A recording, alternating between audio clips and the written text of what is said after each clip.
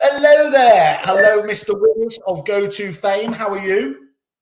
Very well, thank you, Simon. Yourself? Yeah, I'm grand, mate. Actually, really, really good. As good as you could be. Obviously, in still what's quite a difficult period, isn't it? So you don't want to be. It looks like lockdown's treating you well. So what's I know there's a lot of people waiting for the barbers to open. So I don't get you're going to be down there. I get the feeling we're going to see a mohawk or some kind of statement. Well, you're one of the few people that's seen me shaved, and that sounds like an absolutely hideous hideous description there. But just to point it out that was for charity, wasn't it? So anyway, that one was it. Yeah, that one there, not the hotel room. Okay, cool. Welcome to everybody who's joining us as well on the various places we're streaming through to.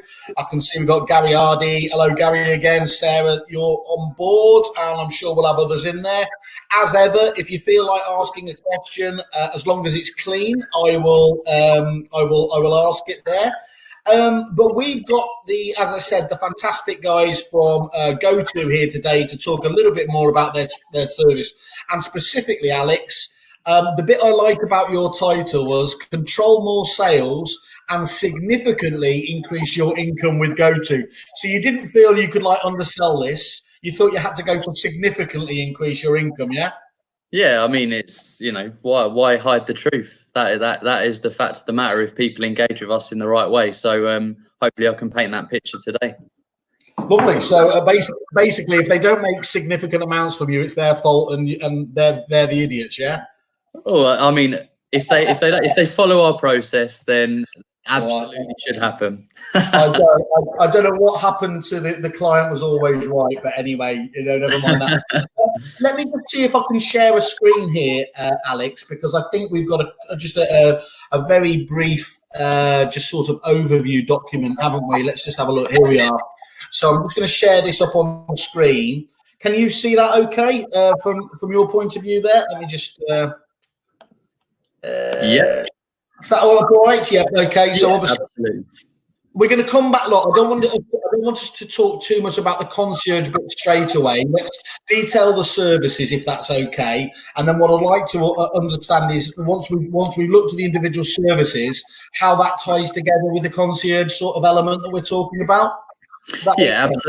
Absolutely. And to be fair, there's 3 slides which I will quickly sort of whip through, but because of the fact we operate a number of services, if I just were to list them without any sort of visual aid, then I just find this paints the picture again a lot better.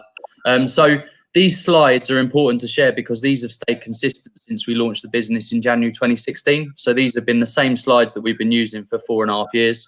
And the reason that we started the business and operated the concierge service was that we felt the moving process could be quite fragmented.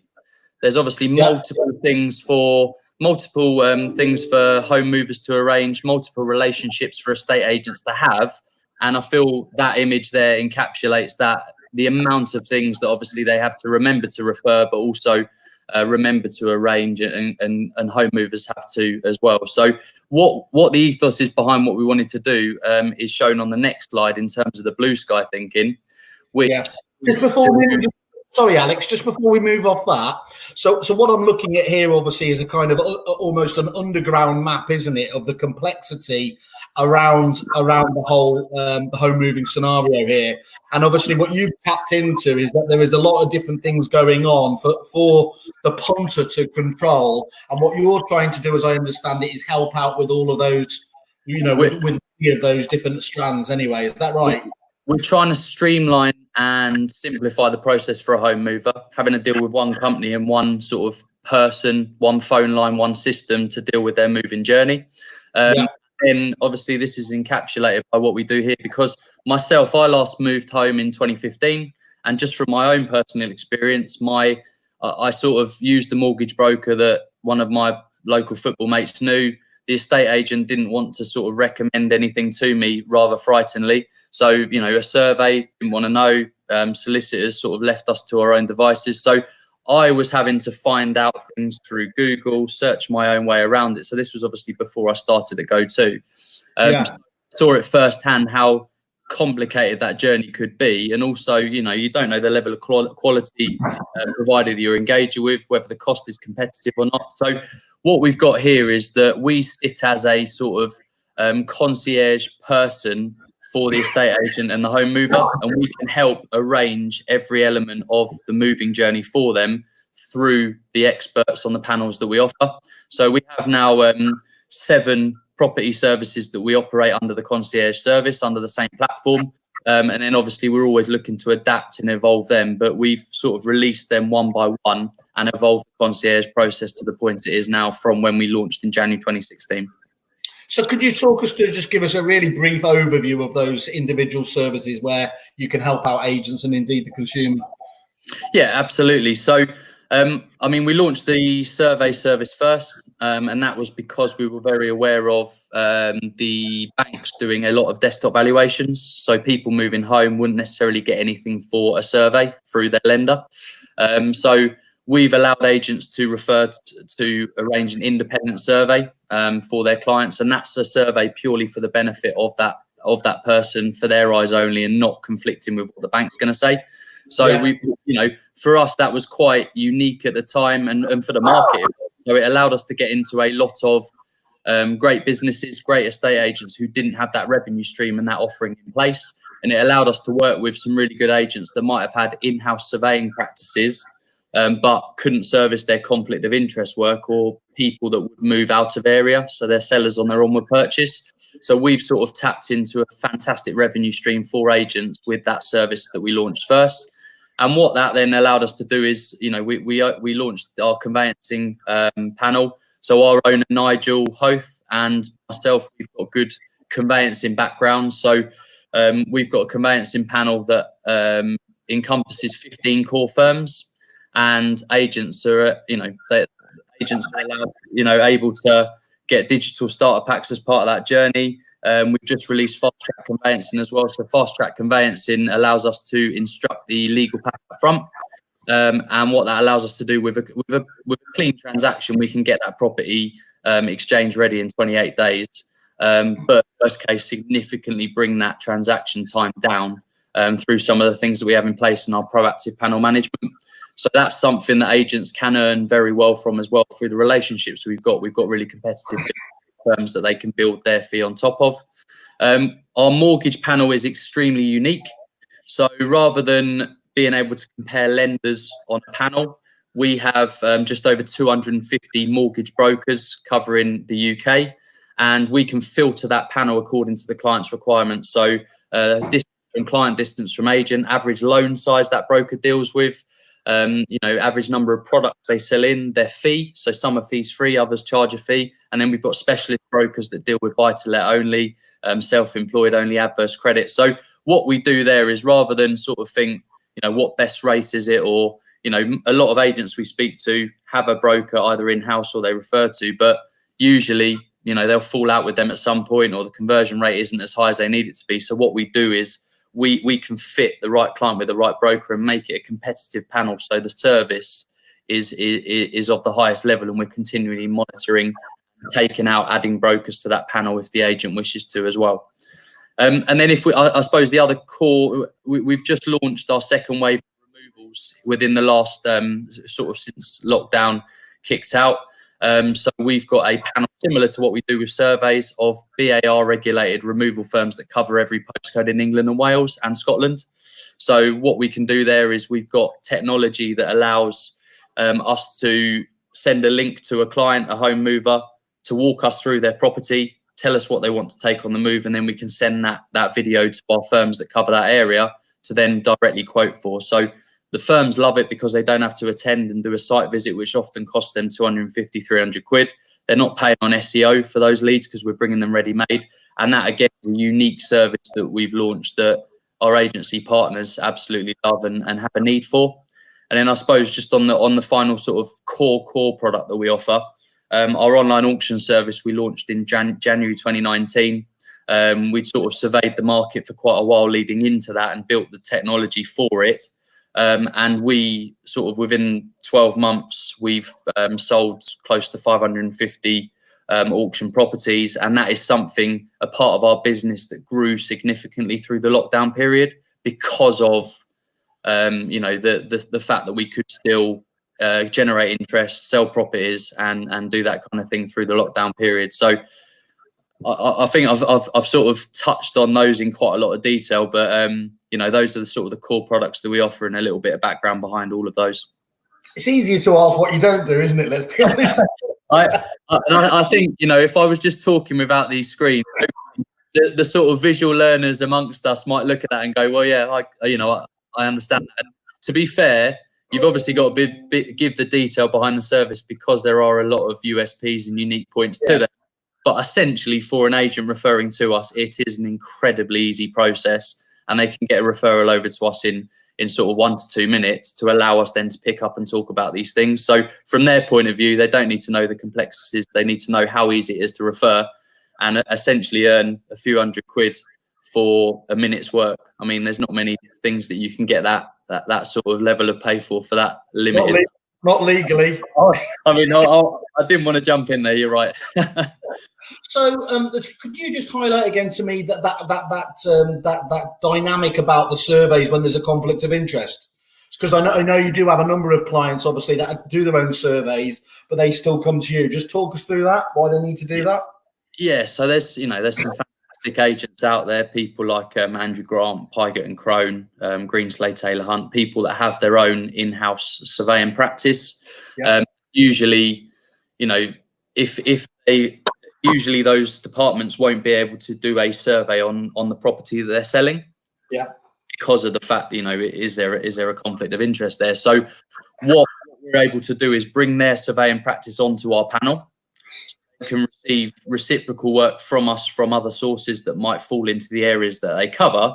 But we can send their conflict work, the properties for when, for their buyer buying one of their properties into our panel to have another surveyor covering that area to service. So that generates them that revenue stream. It cuts out the conflict of interest and it feeds them more business into their surveying department from other sources and other introducers that we've got available.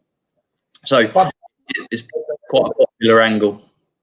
Yeah, and I can see that because obviously there are a lot of those larger ones who do have their own departments, so it makes perfect sense, obviously, that you can fill that void for that niche there. By the way, that was a great little name drop of a few clients there. Very, very, very impressive. I'll pat you on the back for that. Talk us through then. I mean, one of the things that I imagine you get challenged with is, look, you're doing so many different aspects of the service there. How can you possibly specialize and be good at all of those? So when you hear that, what do you say to that kind of accusation, that question? Yeah, I mean, from the outside, I can completely see why people would raise that as a point. I mean, I touched on our owner Nigel at the start of the webinar. Nigel was a mortgage broker for 20 years. He also set up a surveying practice called United Surveyors and ran that for 11 years.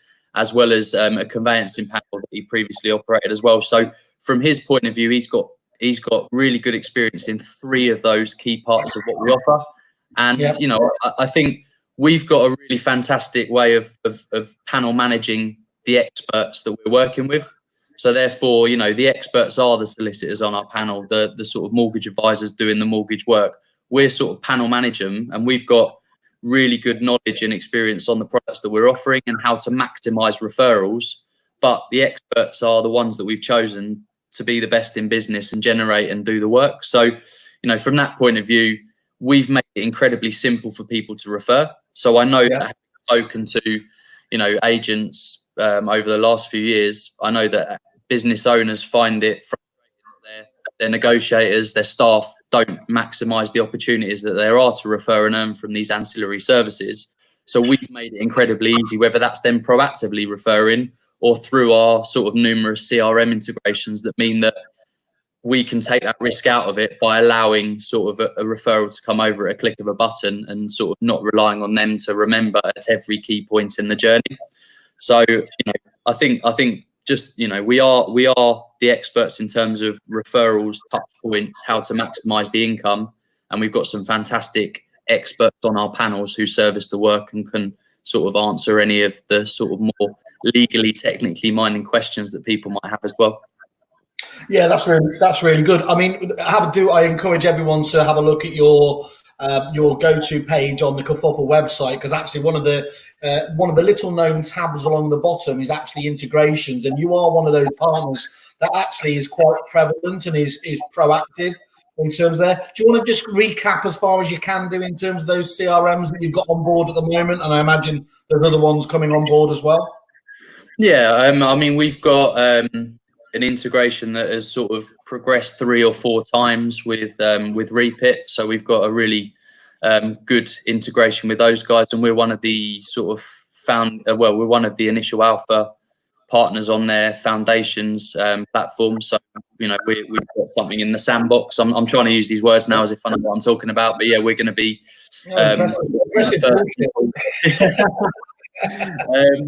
we've got again a really simple and effective integration with Desres, so that works well for them. They're sort of partners, and yeah, you know, there's another 2 CRMs that we're sort of, you know, building that functionality with at the moment as well, that I won't mention because it's not available, but you know, there'll be names that people know as well. So I think, you know, from that point of view, the integration is always the thing we're trying to get to, making it, you know, with agents, if they can control what we do, but via their CRM platform and through one sort of place, then that seems to be the preferred outcome for them. And we're not precious about them having to go into our system and see everything. We'd rather give them what they want. That does happen a lot, doesn't it? I remember in my day where there was often a bit of a conflict between, you know, suppliers like your good self and the CRM package. The CRM packages always wanted to be seen to be owning the relationship and have people log in. And likewise, of course, you're building your brand and you have it, and so people would want to log in.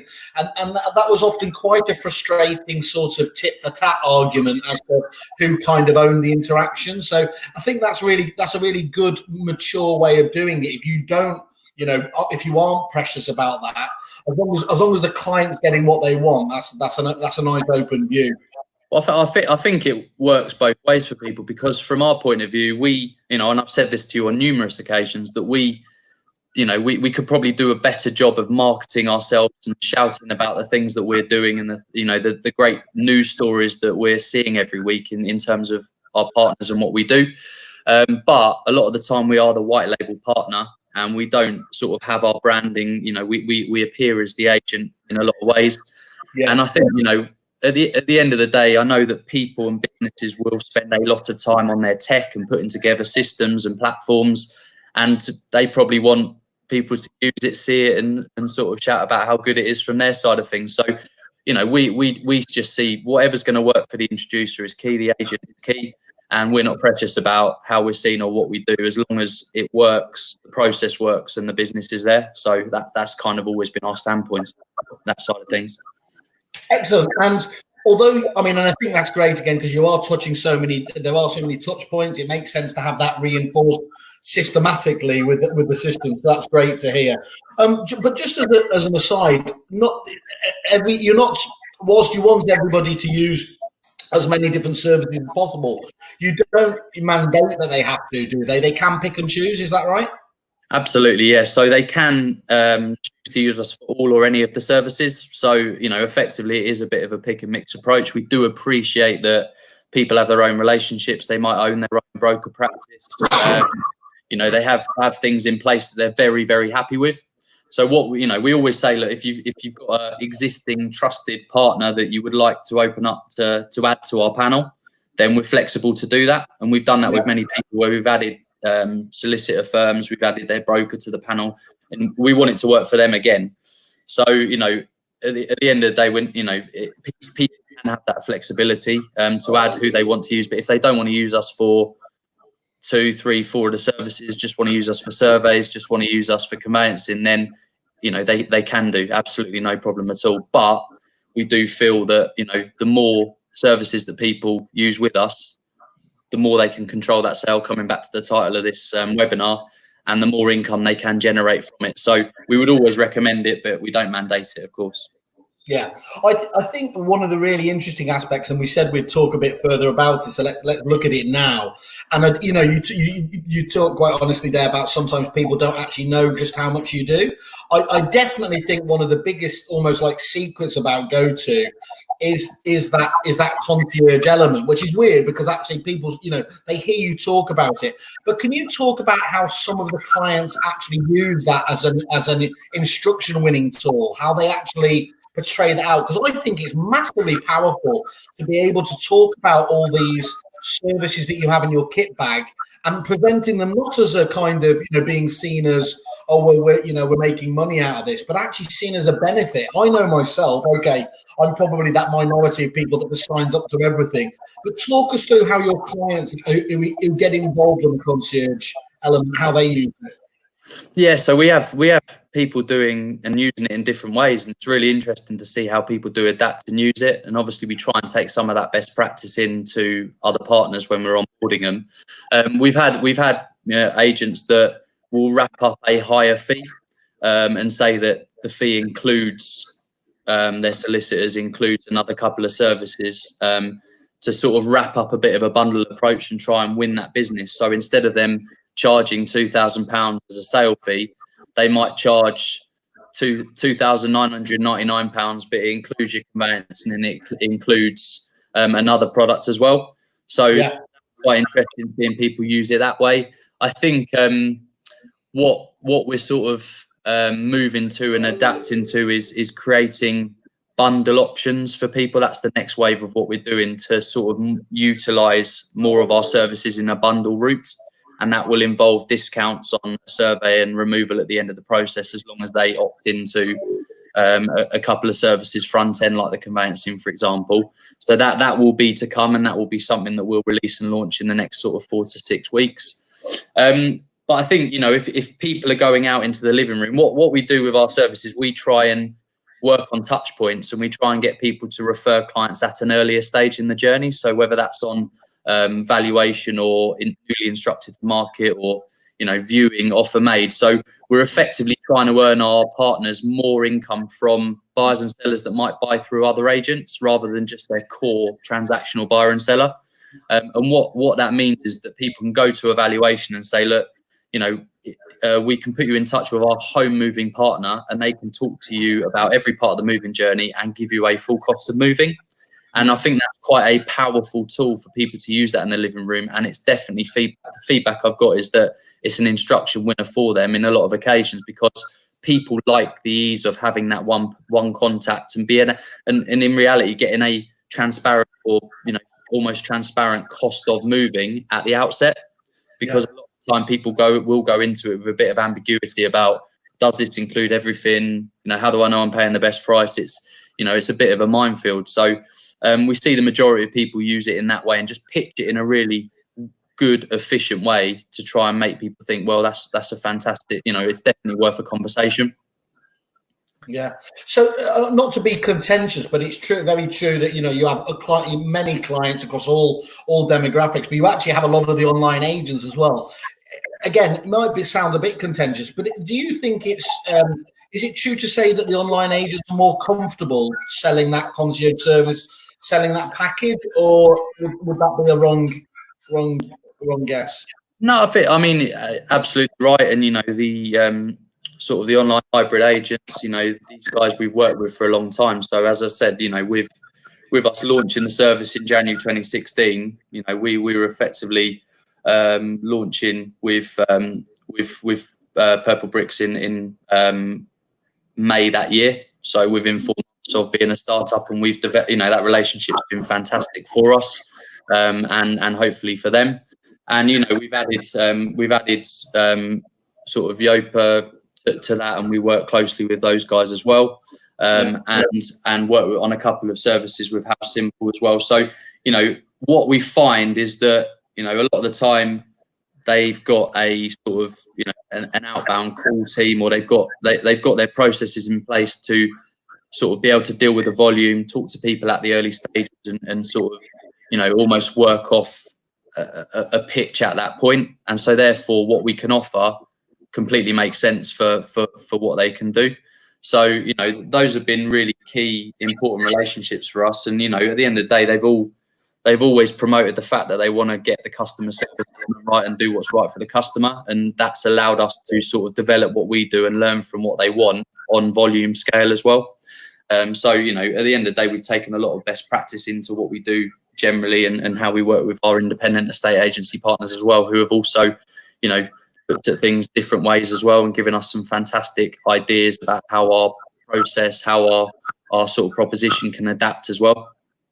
And I think that one of the big benefits that people obviously get from that is the sheer numbers those guys put through gives you scalability, doesn't it? Because any larger business as well coming to you, one of the problems is a lot of suppliers can be very good for a single office agent, but actually they start to struggle if you throw a lot of business at their way. So having those big players that you've got across the board really gives them confidence that you can step up and deliver without any drop off in customer service. Absolutely. And to be fair, we're very strict and stringent in terms of collating customer reviews. You know, we've taken that as best practice of what those guys do. So we collate net promoter scores from our conveyancing clients, for example, at the end of the process. You know, we look to get reviews from home movers, clients going through our journey, and off the back of that, we obviously get valuable feedback if there's anything we need to improve on. But the pleasing thing is we often see, you know, very high scores from what we're offering. So yeah, I mean, it's you know, that's something that we've really pushed on and developed on with the, you know, from what we've learned from those guys as well. I think we did a video of you previously, actually, when you showed us you were moving into your new office there, and actually we did touch on net promoter scores there, and yours were off the scale, to be fair, weren't they? Yeah.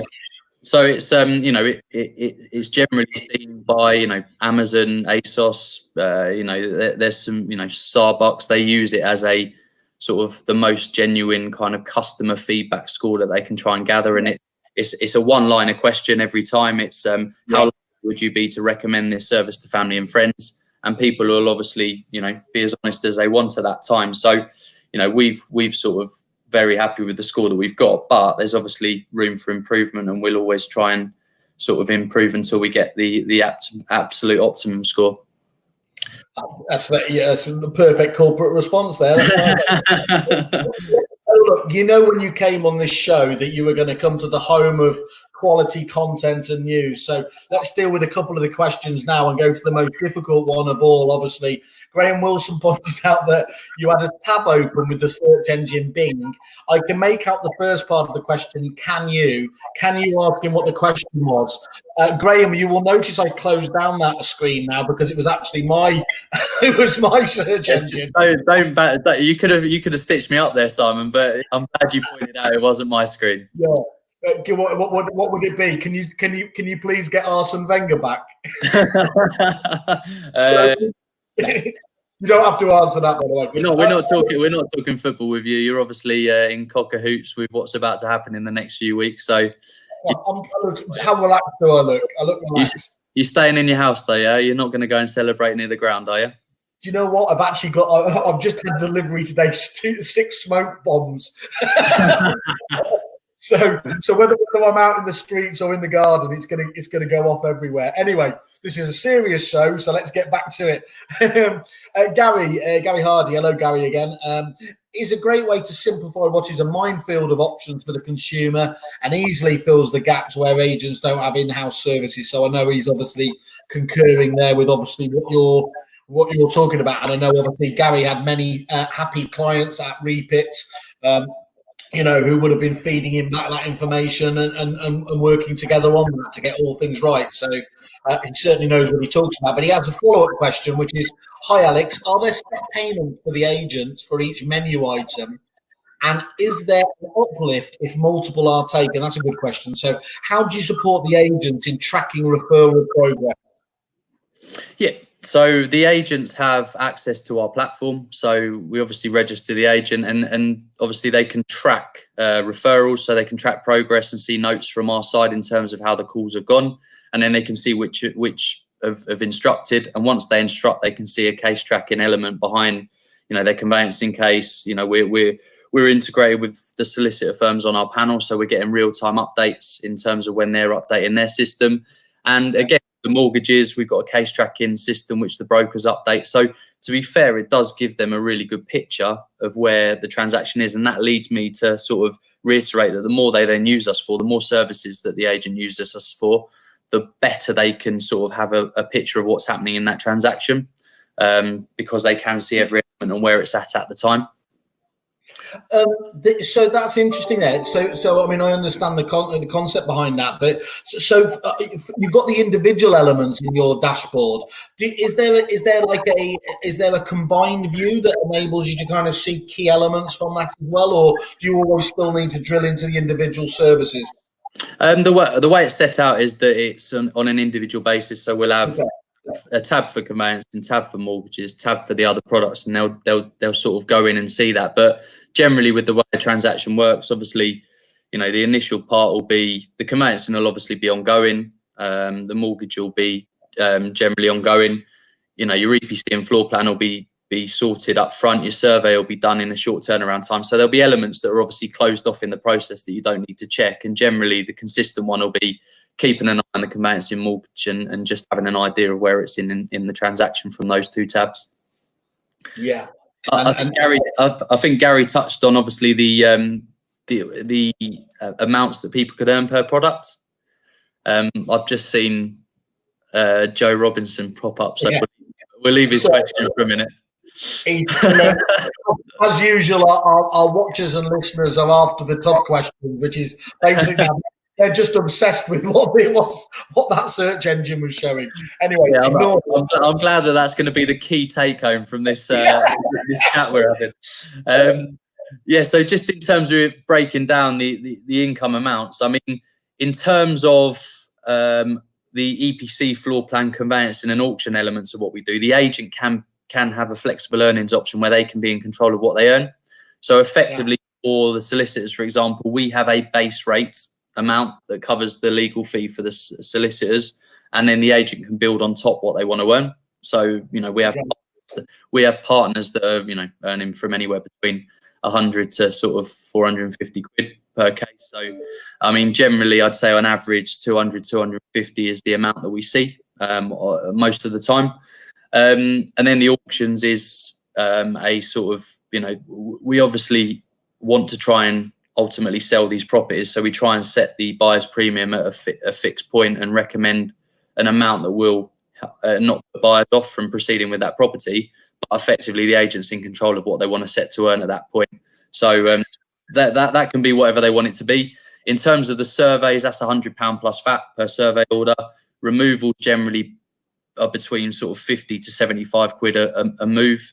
And then the mortgages are a percentage of the overall case fee that broker earns. So that includes insurances, broker fee. So effectively, those sort of larger loan amount area will earn more from it. I'd say on average, we'd probably see an agent earn, you know, 300, 350 quid per case, per mortgage case.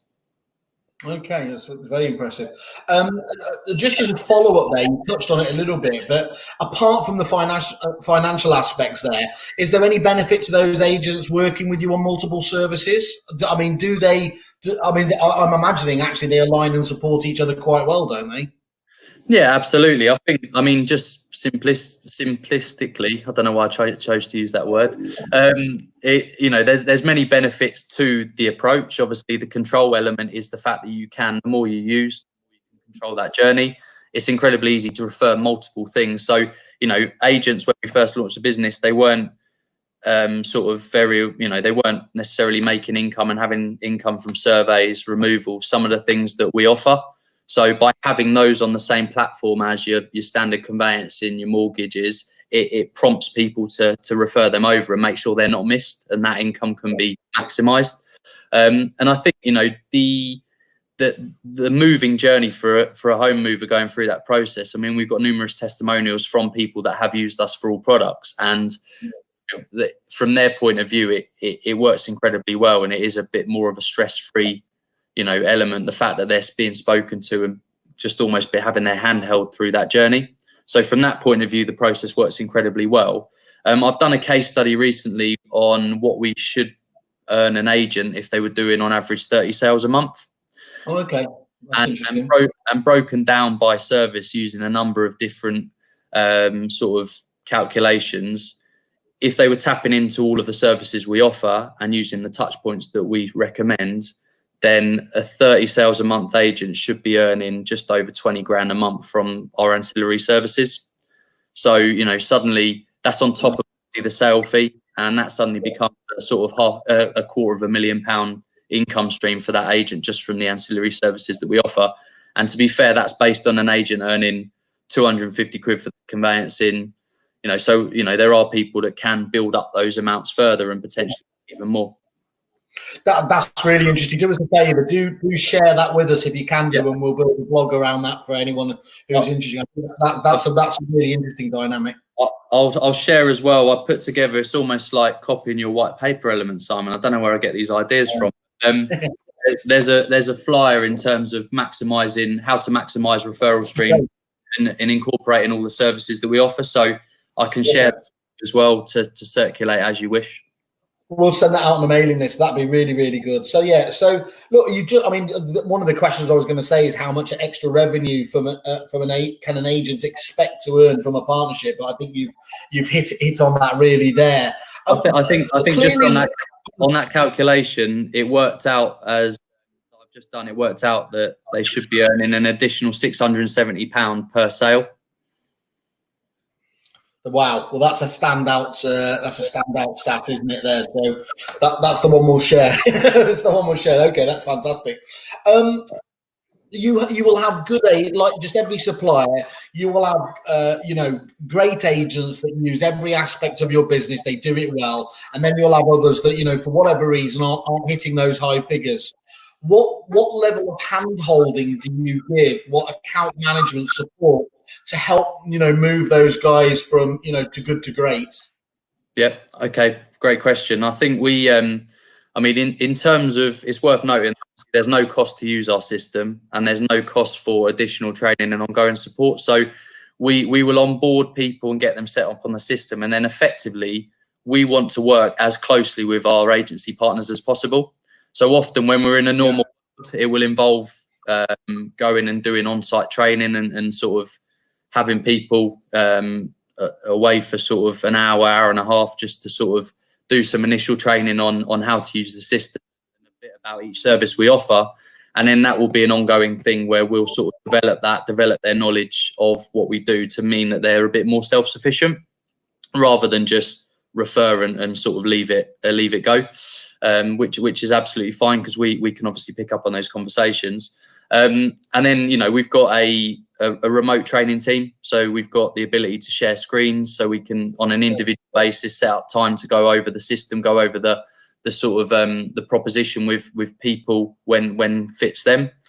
I think this works best. Obviously, you talked about people not necessarily, if they're not maximising the income that we're talking about here, the best clients that we work with are the ones where the top of the business owners believe in it, embrace it, and sort of pass on that message. So the staff know that it's something that they want to happen in the business, and whether they're being bonused on it, that's a really key one, or whether it's part of their figures. Once we have the owners buy-in and staff they know that they're being sort of effectively targeted on it, then that will lead to the results that we see. I think, we've had partnerships before where we sort of work our way into a business and sort of through, a few weeks of just trying to get a foot in the door. And it's almost like, let us go and just see what we can do without actually getting behind it. Some of them have worked really well and we get great relationships with the staff from the off, but generally we want to see that buy-in from top down to really maximise what we can do with these businesses. It's a critical point, isn't it? That sometimes, with suppliers, you can sign up, you think you've done the hard bit and you sign up the principal, and then actually the results afterwards are deflating and not expecting, not what anyone expected. And that's because obviously it sounds obvious now you say it, but you need to engage the staff who obviously are so engaged in actually generating the referrals themselves. Absolutely. So you work hand in glove with those as well, do you, to make sure that they are comfortable? I know you do, because I know obviously we've got mutual clients, and I know you've had many different sessions to make sure they are completely comfortable with the proposition. Yeah, and I would say that the agents that work with us on more products will obviously spend, we'll sort of spend trying to refine that process because there are more things to try and get your head around, but also there's a big opportunity for both sides. The remote training team will obviously be available. We're open 7 days a week, so there's always someone that can get in touch with our team if they've got a question. But we're also proactively getting in touch, seeing how their week were, how many sales last month, and just getting a feeling for technically what their agency's performing like versus what referrals and income we're generating them. Because realizing that we're nowhere near the level that we should be getting, if they're completely immersed in it, then we'll be able to pick up business owners and just have those conversations and say, look, this is a missed income opportunity, and also you're not sort of servicing your clients as well as you could do by controlling that journey for them. Yeah, but the critical thing you said there, as much as when we're back in the real world, as it were, you'll be able to do face-to-face meetings, but actually there's no barrier to getting on board with you at the moment because those Zoom calls can still be done just as effectively, can't they? Absolutely. And to be fair, I've been on calls throughout the sort of lockdown and beyond period. So, I think it will form part of an initial meeting with people moving forward, sort of assess whether it's something that we want to move on to having a more formal meeting and putting something in place for that business. So, I'm available for Zoom calls. My team are available for calls like this at any point. We can get people registered in a matter of, 30 minutes to get them live on the system and get referring. So there's no barriers at all to people using us as of now. That's not true. I've tried you on a Friday afternoon, and you're as difficult to get as I am. You're definitely not trying me on a Friday afternoon. You're off. Maybe not. So again, just to talk about the quality here, Gary makes the point. He thought you were going to do a politician classic. I don't know whether he's saying you're like slimy or anything, and avoid the fee question, but nicely explained. So cheers, pal. So I think that was probably less a slight on me. It was more on the fact that most people might avoid that topic, but I went for it. Yeah, exactly. No, you answered the tough question. And Joe Robinson again. By the way, this is a man in a ginger glass house here. He can talk about other people's haircuts. Have you seen him? He looks like he's at a Game of Thrones at the moment. Of course, I've seen him. I mean, you've seen his video testimonial on the Kerfuffle site that's now live alongside many others. Oh, well segued, by the way. Yeah, that is. I mean, to be honest, we do make a lot about it, don't we? A lot of review sites are, let's be a bit honest, a bit bland, and as important as text-based reviews are, I don't think you get as much as you do out of video review.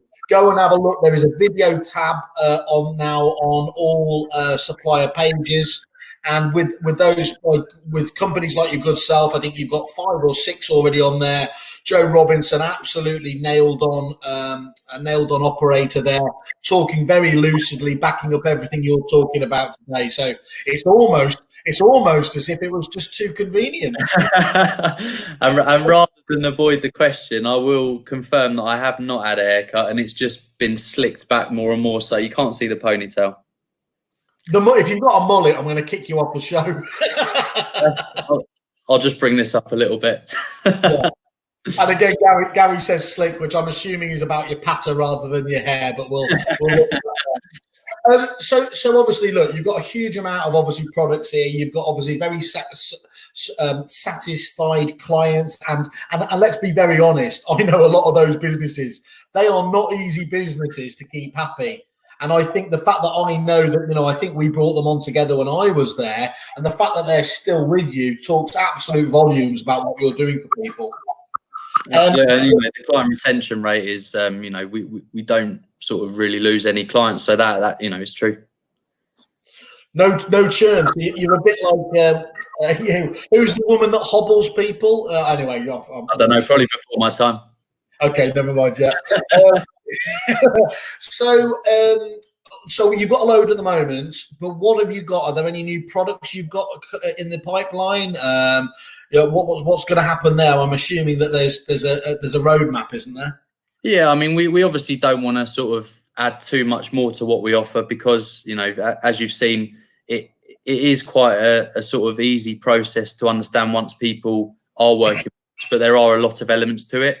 So we're really looking at core elements of sort of what will add to our proposition. So, we'll soon have a photography element to add to our EPC floor plan offering. So that will bring that to play nicely, and we'll be able to promote that part of what we offer in a lot better way. The 28 sort of the fast track conveyancing element that we've now got as part of our conveyancing platform is really important to talk about, because I was on the sales progression webinar with you a couple of weeks ago, I think, and a big thing was talking about transaction times and how long it does take for people to get through to completion in a private treaty market. So with the auction service, we've learned a lot from the efficiencies that come through something like auctions, and by ordering that legal pack up front, once the vendor instructs the market, means that a lot of the work can be done up front, and that will significantly impact on the transaction time. So that's an easy add-on to our conveyancing service that people can instruct from the off and from today.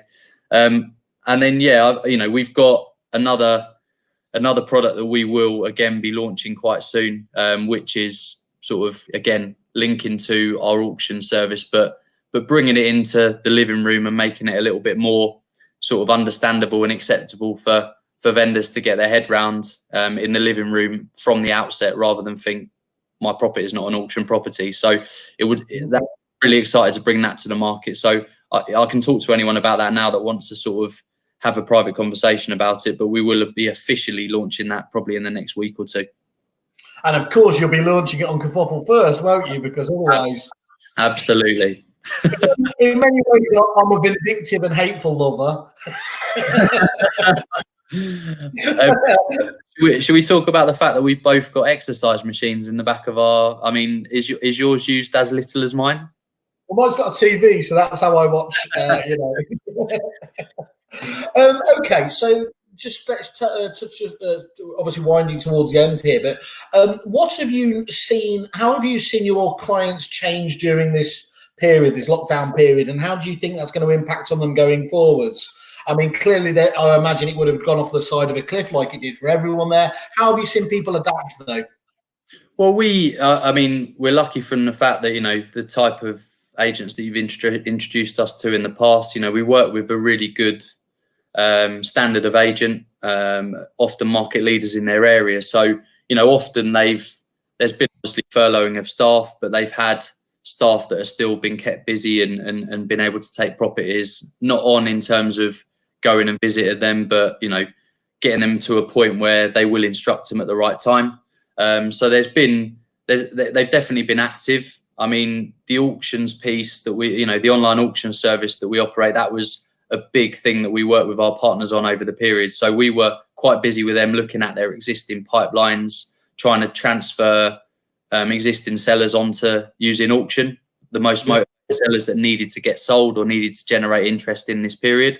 So, that again kept a lot of our partners busy in terms of having those conversations, picking them out, being available to help us get these properties sold. But generally, I think how it will work, and I think there's obviously staff and almost skeleton staff that are within offices now. Not everyone's back at work. I think to a point that will probably continue, where there won't be as much presence within branches. Yeah. There'll be more people out and about and spending time out and about, and maybe less staff, but looking for the highest caliber staff, paying them slightly more. I think, there'll be an element of that. But I think, in terms of what we offer and the ability to earn from these revenue streams, the revenue is going to be incredibly important for these businesses. So that they should either decide whether their existing staff are going to have the capacity to bring what we do into their pitch and refer whenever possible, or whether there's a role for someone or a team to be contacting people on the services we offer. That's going to have to be a decision, I think, that people make.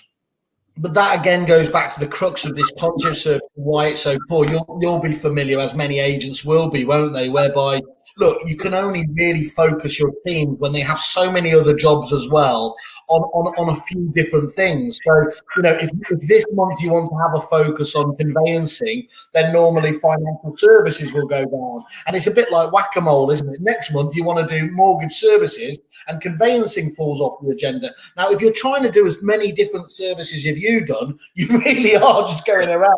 Well, I think that's where the pitch of, let us refer you over to our home moving partner and they can talk the services that they offer. So, or we can work with you on. So that simple one-liner pitch suddenly opens up 7 services and several referrals. Yeah. So that there's a simplicity behind what we do, but you're completely right. It's always the case where a negotiator, a manager, the part of what they love doing is bringing on properties and getting them sold. That's the kind of cake behind that's the cake of their role. We provide the icing, and hopefully, the more icing, the better. But it can often be lost if things get busy and people get, they're chasing an instruction or they've got too many to deal with. It can be something that goes to the back of their mind. So process is key, and if people can't do it, then you either engage with us through an API or you have a person or a team that is fully targeted on what we offer and ancillary services. Yeah, well, you've just mentioned my exercise machine, so please, and knowing that I'm a fat bastard, please don't mention icing again, because I'll start I'm drooling. I'll tell you what I'm going to do, Alex. I am going to challenge you. What I think would be fascinating to find out is what next time you come on, if you could try and collate what the different conversion ratios for leads for the subsidiaries. That was my doorbell. So I don't know whether that's the agent down the road trying to sign up or. But no. Yeah, so just tell me what you want to get. But that would be really, really interesting, is if you could show to us what the level of conversion of those leads are for the different things like surveys or financial services that your team gets on. I'm imagining, and I'm surmising, that it's going to be higher than for agents, because again, you're focused on it in a way that they aren't, and it's not like it's, oh God, we've got to do this. I think those businesses that have the process locked down and really build it into their business, often those leads might be stronger because of the nature of that agent and that client and how they've, the relationship that they've got. So if people can do that, then, that they might often lead to the highest conversion rates. But people aren't going to do that, or there's so, that we see it across all businesses. There's so many missed opportunities by just a forgetful week or someone being away, or just, they're chasing instructions, as I said before, that there needs to be a level of consistency. And from our side of things, we have, conversion rates that we work off and we see across the board that we can then template out what it should be worth to people if they send over X amount of referrals and work on our targeted approach. The guys that work for us, the team that work for us are fantastic. So, their referrals are definitely in safe hands if they come through to us, and that's the route they try to take. Well, I've seen your operation. It's very impressive, especially the new one you're moving into to cater for all the growth you've got. And certainly, I think the key thing is, look, you're measuring those conversion ratios, not just hourly, but down to the minute, and making sure that they are hitting it. So that's the first part of it, isn't it? The old maxim of if you can't measure it, you can't manage it, and you are looking at all of those. So I think that's important. Again, just very conscious, we're kind of winding up now. I've mentioned all the good reviews you've got on the site already. What would you hope that your clients say about you as a business? I think, I talk quite openly and often about the revenue we can bring agents. And obviously that's a key part of business and people's business. But the sort of feedback from customers, the feedback from staff about the customer service and the customer experience, I think, I hope and I think the reviews so far have said that there's an element of trust in terms of our business as well. They trust the people within the business, and whether that's good advice or us just being honest with them if they're not sort of sending over what they should, So a level of honesty, a level of trust, and the fact that the customer service and the feedback they get from their customers is of the highest standard. So those would generally be the things that I like to hear, alongside the fact that we're a massive, important part of their business in terms of what we earn them. Yeah, okay. And some closing ones here. I mean, just to echo what you were saying and re-endorse it, Gary, again, 20k per month potential is equivalent to having in an office, so it's a no-brainer. Well, we can both let him say that, and he's absolutely spot on. It's a great point, because when you're actually looking at, if we look at that income and the amounts I've said, if you can translate that into what that could be worth in your business, whether that's, however many staff members or, it does bring it home of what that could mean to the business. So it's a really. I think one of the things, though, just again, not to do my topper routine, but it's far more important than that, because to a large degree, a lot of this stuff, this revenue is going straight on the bottom line, isn't it? So it's not just revenue, it's actually profit, which is fantastic. Absolutely right. And I think, whether it's with auctions, the sort of cash flows a lot quicker than it might be through private treaty. The fact that with our conveyancing times, what we're doing with the fast track conveyancing and just our general private treaty conveyancing, we're often sort of weeks quicker than a usual transaction as well. So people are getting that money sooner than they might do otherwise as well. Excellent there. And Joe, again, reinforcing here again how it's worked for him, because I think he's had it used the previous firms he's been at. So consistency is 100% key. A win here or there won't get the excitement going to build that momentum, but when it's absolutely day in, day out, it will become it's bigger than the sum of the parts, won't it? And I think so. I mean, just in terms of Joe, we work together, and we've worked together through a couple of businesses. And I think the thing with Joe is he would always reach out to me, and we had a relationship where we would, he'd flag something to me if a client needed contact, or if we needed to reduce the price on something. And the relationships like we have with business owners or managers are really key to sort of getting more deals over the line as well. That communication, I believe, with some suppliers, if they're too standoffish and just expect the business to come in and don't have that level of engagement, then, people, especially with the fact we don't charge for our service, people could just choose not to use it. So those relationships and that communication is absolutely key, and means that consistency of referral and income should be there. Yeah, and that's I mean, Joe's just one of those dream advocates, isn't he? He's a forward-thinking, operator, and he's one of those where when he goes into a new business and he sees that they're not using somebody like GOTO there, it's straight on the phone, isn't it? And it's like, not being funny, Alex. We're all salespeople. We want to overplay how hard it is. We shouldn't really be claiming our full commission, but I won't tell Nigel on that. We'll stay on after this. I mean, I think just Joe proves the fact that we sort of we went on to another business to work together. We have that all the time with people leaving agencies, working in a new business, and then getting back in touch to say, look, can we, get registered on X, Y, and Z service that we worked with on before? That really does show that they've had a good experience and the relationship's there and has worked before. So why would again? Yeah. So of course now is the you've had the 3 hour now. What are you doing for our wonderful Kerfuffle members? Because there's always a price you have to pay on this show. Well, certainly while the pubs aren't open. So can you just talk us through what you're able to do for anyone that's going to inquire and come to you? I think what I would promote is the fact that I'll send my Calendly link, and I would like to offer 1 hour referral consultancy, looking at your business and calculating through the conversion rates we see and the expectation of what we should be able to earn you from ancillary services.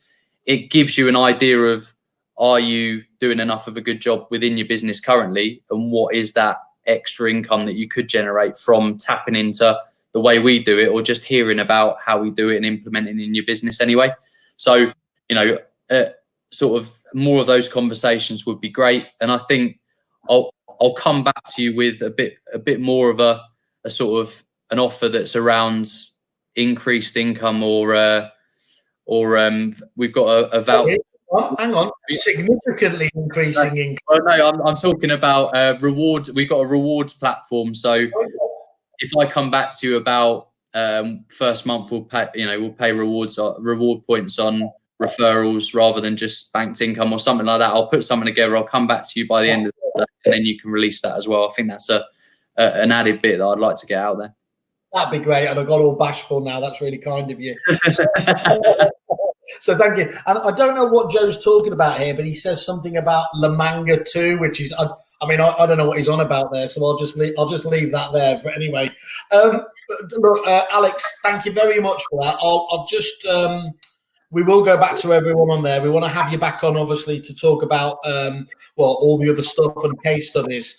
I think from my point of view, the fact that, they can essentially suck it and see the service that you do by just taking on board one aspect of what you have to offer. And then, don't go in, essentially balls deep as you have to. Try the bits of the business, and then as you feel more and more comfortable, enlarge that with you. Does make you seem like a bit of a no-brainer in terms of a company that they need to be talking to. I love the idea of raising the fees. We're always looking at ways, obviously, of doing that. As a fee defender, it's a fantastic tool to have in your kit bag. And of course, the fact that you're also in the ICG group, because I noticed Ian was on earlier, and he'll bollock me if I don't say it. Obviously talks about the quality and the fact that you mentioned it before, you're very keen to work with other providers, which is what all agents want to see.